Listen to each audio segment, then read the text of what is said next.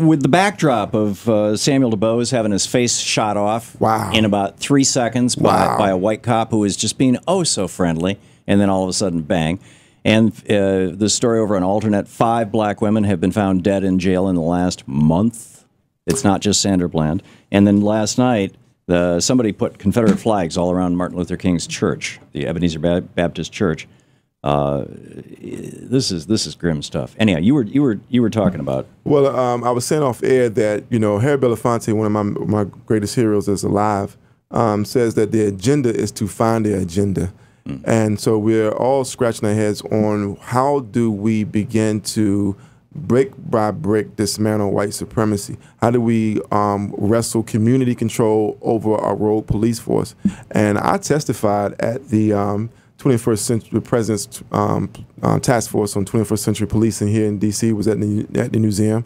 I met the president of the Fraternal Order of Police. I met the president of the police union, and I can tell you this is the Good Old Boys Network.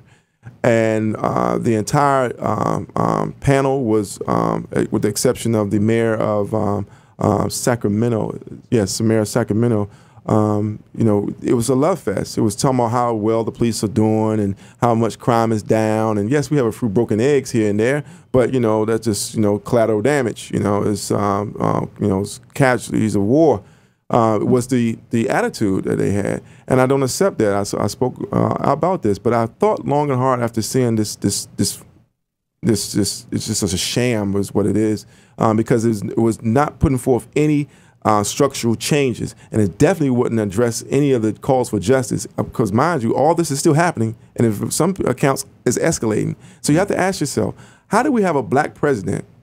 How do we have a black attorney general, and we have this problem at this level of epic levels? It has been increased. Cell phones didn't just come out. This is not new technology. Social media did not just come out. That's not new technology. It's because we have armed good old boy network who are asserting themselves because they want to make sure that who's really in charge. And they want to make sure that that they can do this to you and nothing is going to happen. This is how it's always been, and by and large, this is what's going to be. And I think that's the attitude that's running through this. We have white supremacist, racist people with guns and badges, and they're enjoying their work. And until we acknowledge that, we're not going to be able to wrestle a sharing of power, because I need to hear someone say in a position of authority that any officer that breaks the public trust will be prosecuted to the fullest extent of the law. Yes, we've seen police officers charged. I'm not celebrating until I see police officers convicted. Yeah, I'm with you. And you're doing this FTP program. I want you to talk about that briefly, and let me just set that up, if I may. Women were the last to get the vote. Mm-hmm. Women were, prior to the 1920s, women could not even make a will independently. There had to be a male executor. They couldn't own property. They couldn't decide who their children would go to if they died. They couldn't decide, or if their husband died, they couldn't decide the religion in which a male executor would be appointed to take charge of them. Mm-hmm. We're running this on our newscast, actually, at the bottom of the hour.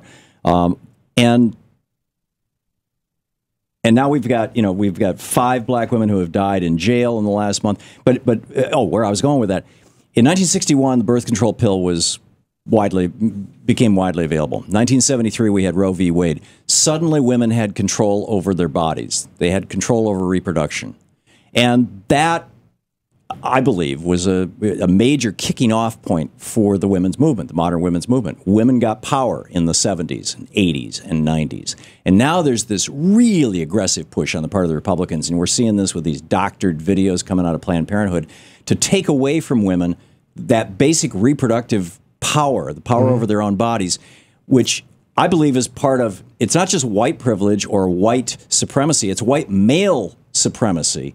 And arguably male supremacy in general. And so you're pushing back on this, at least with regard to the police, on the FTP program. Tell us about that. Well, if we can agree that men have no right to put their hands on women, I don't see what's so controversial about extending that to the police. Again, it's as if they have different sets of rules. Yeah. I just want to give a little quick history lesson for your audience. A lot of people don't know this, that the Statue of Liberty was a gift from France. Yeah.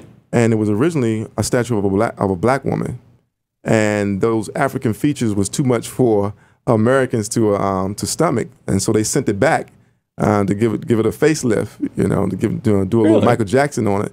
And so when it comes back, that's when you see the current image you have. And if you go to the Statue of Liberty, you will actually see, because as an artist, there was a true artist, I wish I can give you the guy's name, who tried to hold on to his integrity. He left a chain around the foot of the Statue of Liberty. So if you go to the Statue of Liberty, you'll see a chain still on the foot of the Statue of Liberty. That's the only thing he could get. He could sneak in of the original presentation. And so why am I saying that is that the image of the black woman has been, you know, from that moment to now under attack, because from slavery to now, we could not protect her. She was a concubine of their master. That's why they even had laws that the freedom of the child is determined by the lineage of the mother. So if the mother was a slave, the child was a slave. You know, so this is just a concerted effort of American history. You know, so I just want to put that out there. And I was just on PFW. You had mentioned in 103.1 was the first low power FM signal in the nation's capital, but the FCC has not approved our antenna location yet, so we have not turned that on. So hopefully, if we got some FCC people out there that actually believe in media, they can speed that up. But until that happens, WPFW is the best game in town in the nation's capital, and we was just on the air, and we was talking about, with all these women killed, where are the feminists out here? Where are the feminists being outraged about this? Where's those groups? Where are the libertarians, for that matter, about police violence? Yeah. You know, they're supposed to be so against government, and here's government executing people in the street. Yeah. You know, so where's that support? It's kind of like Ronald Reagan and the NRA. They have a problem taking the guns away from the Black Panthers. Yeah. They took their guns. Yeah. Knowing that, and the NRA didn't say anything. Yeah. So that's white supremacy. Right.